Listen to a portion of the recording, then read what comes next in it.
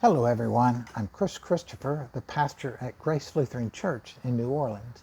Thanks for spending time with me today as I think about those Bible stories that have helped shape who I am as a follower of Jesus. Helps me understand God and my relationship with God, how I respond to God and how God responds to me. We've looked at a number of stories so far, the last one being Moses leading the Israelites out of slavery in Egypt into freedom and the giving of the Ten Commandments as a way that the Ten Commandments is the way that God chose to teach and to shape and to disciple the Israelites into a nation of priests, people who would draw the world into the blessing of being part of God's family.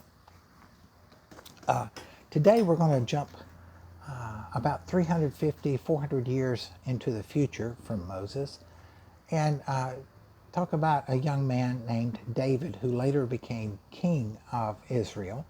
He would have been the second king later on in his life, the first one being King Saul, who was in this story.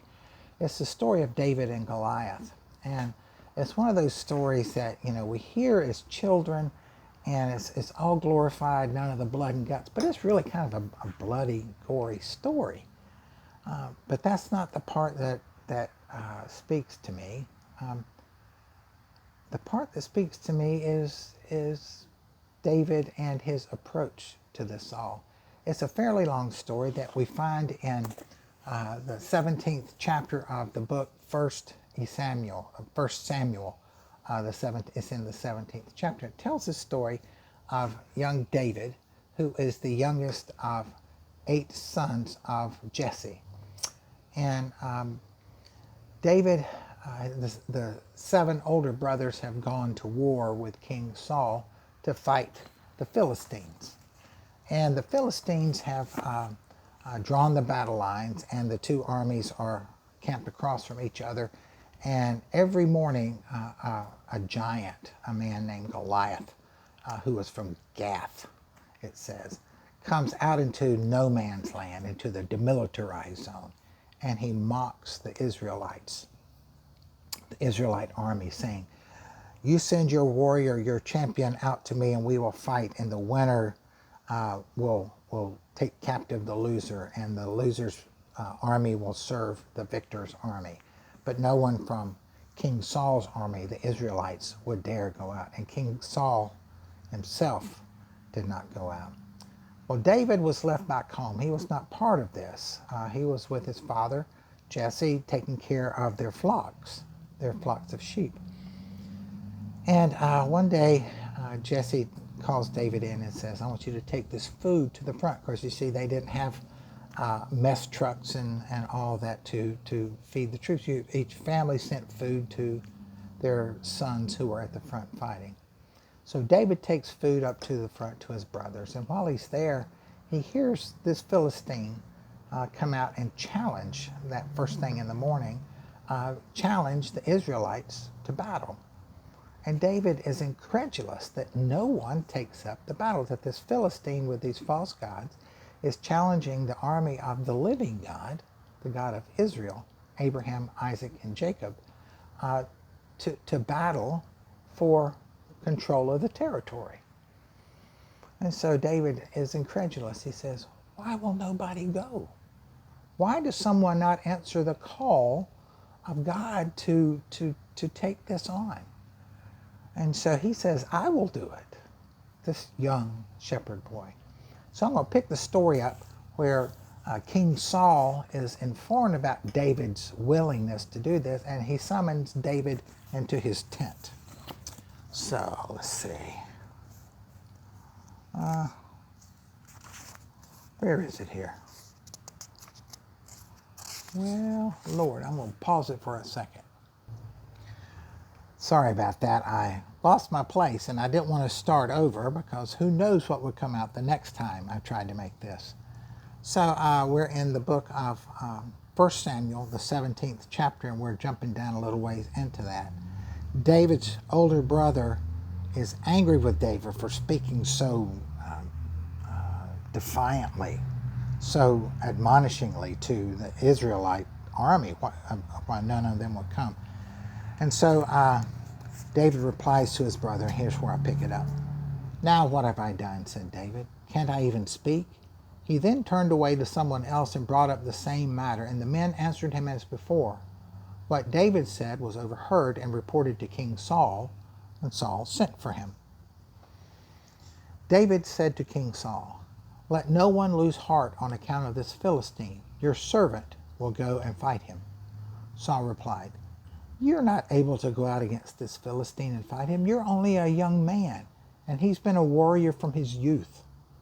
But David said to Saul, your servant has been keeping his father's sheep. When a bear or a lion came and carried off a sheep from the flock, I went after it and struck it and rescued the sheep from its mouth. When it turned on me, I seized it by its hair, struck it, and killed it. Your servant has killed both the lion and the bear. This uncircumcised Philistine will be like one of them, because he has defied the armies of the living God.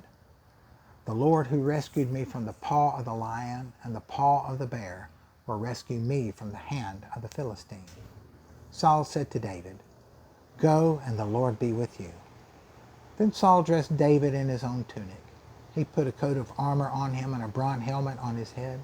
David fastened on his sword over the tunic and tried walking around because he was not used to them. I cannot go in these, he said to Saul, because I'm not used to them. So he took them off. Then he took his staff in his hand and chose 5 smooth stones from the stream, put them in the pouch of his shepherd's bag, and with his sling in hand approached the Philistine. Meanwhile, the Philistine with his shield bearer in front of him kept coming closer to David.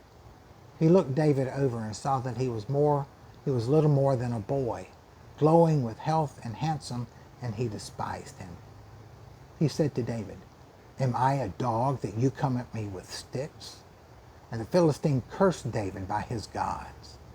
Come here, he said, and I'll give your flesh to the birds and to the wild animals.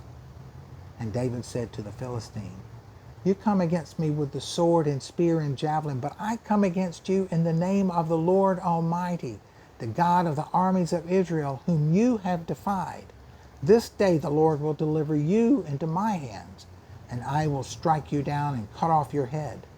This very day I will give the carcasses of the Philistine army to the birds and the wild animals, and the whole world will know that there is a God in Israel.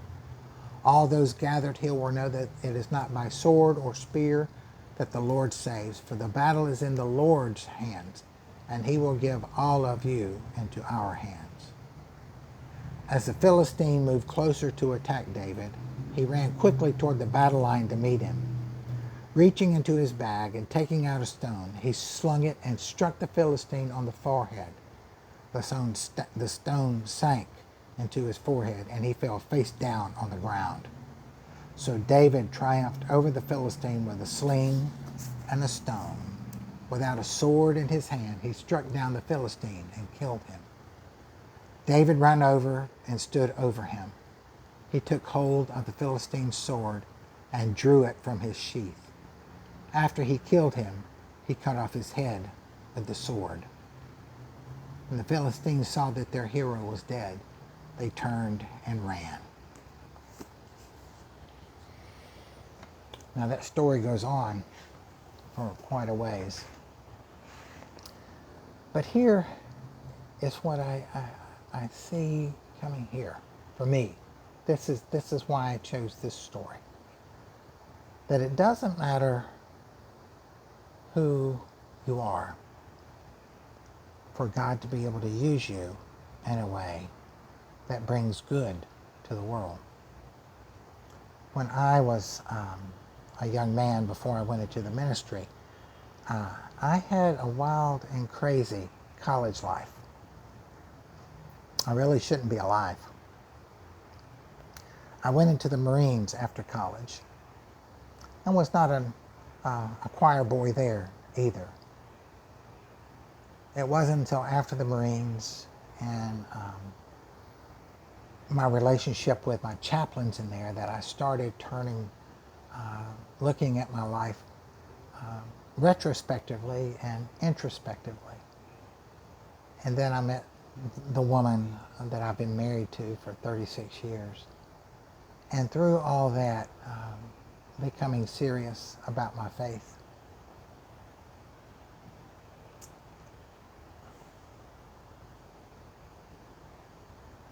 God can use anybody. Just be yourself. Just be yourself. That's what this story says to me. God gave me particular gifts.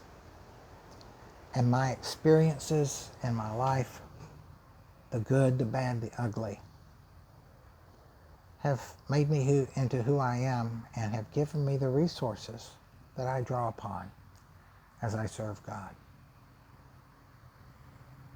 I'm not sure what 5 smooth stones are in my sling bag, but I know I have 60 years, 63 years, 64 years in just a few weeks of life, and a lot of life lived in that. A lot of experiences to draw upon. A lot of lessons learned. And God chose me, the most unlikely, to bring stories into the world that draw people to God. God can use anybody if God can use me. That's how I interpret the story of King David. If you read the rest of the story of David, he led a victorious, tumultuous, sinful, faithful life. King David was willing to admit when he had sinned. King David lived with the consequences of his sinfulness for the rest of his life. But he never blamed God. He just took responsibility. The example of David in the Bible helps me to trudge through this life, knowing that God has not deserted me and will not desert me, that God will carry me through. That's why I chose this story. I hope you find a story that reassures you of God's ability to use you in ways that you never dreamed of. May God bless you today and in all the days to come, that you may be a blessing to everyone that you meet. Thanks for joining me, and I'll see you tomorrow. Bye-bye.